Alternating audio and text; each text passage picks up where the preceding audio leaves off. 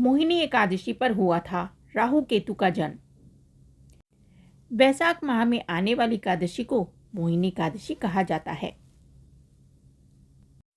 सनातन धर्म में भगवान विष्णु को धरती का पालनहार कहा जाता है। हिंदू पंचांग में साल की सभी 24 एकादशियां भगवान विष्णु को समर्पित हैं। वैशाख माह में आने वाली एकादशी को मोहिनी एकादशी कहा जाता है। ऐसा कहा जाता है कि इस दिन भगवान विष्णु ने मोहिनी का अवतार अपनाकर दानवों को मोहित कर लिया था और समुद्र मंथन से निकला अमृत उनसे लेकर देवताओं को दे दिया था, जिससे देवता अमर हो गए थे। कहा जाता है कि इसी दिन राहु और केतु का जन्म भी हुआ था। चलिए जानते हैं राहु केतु के जन्म का मोहिनी एकादशी से क्या संबंध है। शास्त्रों में राहु केतु को पापी छाया ग्रह कहा गया है। मान्यता है इनकी वजह से ही हर बार सूर्य और चंद्र को ग्रहण लगता है। राहु और केतु पहले अलग अलग ग्रह नहीं थे, ये दोनों एक ही शरीर से जन्मे राक्षस ग्रह हैं। जब समुद्र मंथन हो रहा था तब देवता और दानव समुद्र मंथन से निकले अमृत को पाने के लिए लड़ रहे थे। ऐसे में बाहुबल की वजह से अमृत कलश दानवों के पास चला गया। तब देवताओं की प्रार्थना पर भगवान विष्णु ने मोहिनी अवतार लिया और दानवों को अपने रूप के मुंह में बांध लिया। मोहिनी के मुंह में दानव बेसुध हो गए और उन्होंने अमृत से भरा कलश भगवान विष्णु को दे दिया।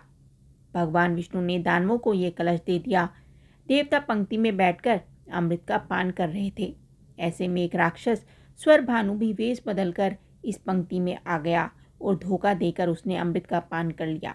लेकिन उसी वक्त सूर्य और चंद्रमा ने उसे पहचान लिया और भगवान विष्णु को उसकी सच्चाई बता दी। भगवान विष्णु ने क्रोध में आकर स्वर भानु का सिर धड़ से अलग कर डाला। चूंकि स्वर भानु अमृत का पान कर चुका था, इसलिए उसका वध नहीं हो पाया और उसका शरीर दो राक्षसों में बंट गया। उसका सिर राहु कहलाया और धड़ केतु कहलाया।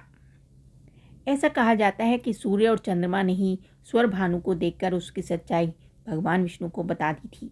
इसलिए राहु और केतु सूर्य और चंद्रमा से दुश्मनी रखते हैं। ये दोनों ग्रह समय समय पर सूर्य और चंद्रमा के ग्रहण का कारण बन जाते हैं। सर्प की आकृति वाले राहु और केतु के चलते ही सूर्य और चंद्रमा पर ग्रहण लगता है।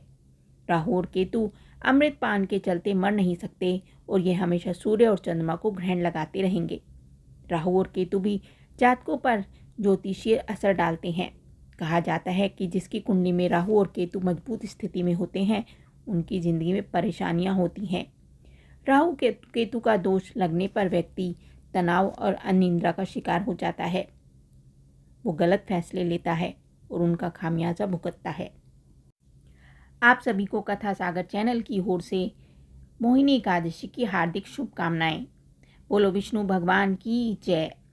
आपको ये कहानी कैसी लगी हमें कमेंट करके ज़रूर बताएं। साथ ही वीडियो को लाइक करें, चैनल को सब्सक्राइब करें। धन्यवाद।